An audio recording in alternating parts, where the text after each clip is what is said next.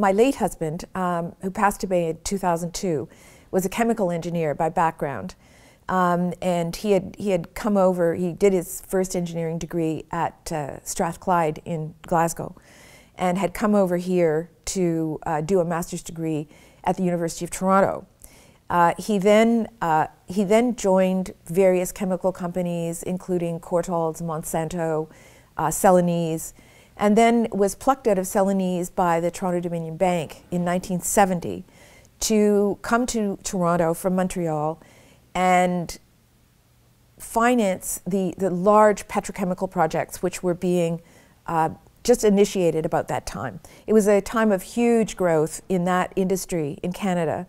And the banks really wanted to lend to those people on a project finance basis, but they had no idea of the economic soundness of the projects, the technology that went into them. And so he became very involved in that and spent 20 years and a little bit more at the bank and retired as the executive vice president in charge of corporate and investment banking in 1992. He had to take early retirement. His health wasn't perfect, but he got 10 more years. It was really very nice 10 years. He did a lot of board work, a lot of mentoring of young CEOs, and that gave him a lot of pleasure.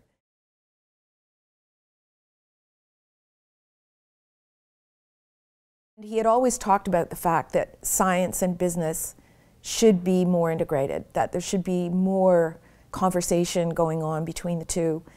He had the TD venture capital portfolio under his remit for a while, and as a result of that, he really did empathize with scientific entrepreneurs and realized that most of them weren't trained in business, and they struggled a lot trying to keep the business part of their ideas in some sort of working order. And as a banker, of course, he talked to a lot of them and counseled a lot of them about how to do that. So when I thought about something that he might like and approve of, I thought of this lecture. And what we originally said it should be is something to do with science and entrepreneurship. And it could be chemistry, because that was his particular specialty, but it didn't have to be. Could be biological, medical, anything really that had a serious scientific component, but was something that had become successful as a business.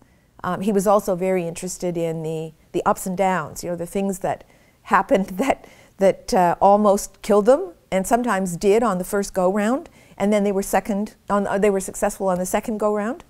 So all of that is interesting to, I think, not only the general public, because it's becoming more and more an issue here in Canada that we foster the kind of entrepreneurship that's going to bring economic growth to the country. But I think the stories, people love stories, and all of these people have stories. And so that's what we built the lecture around.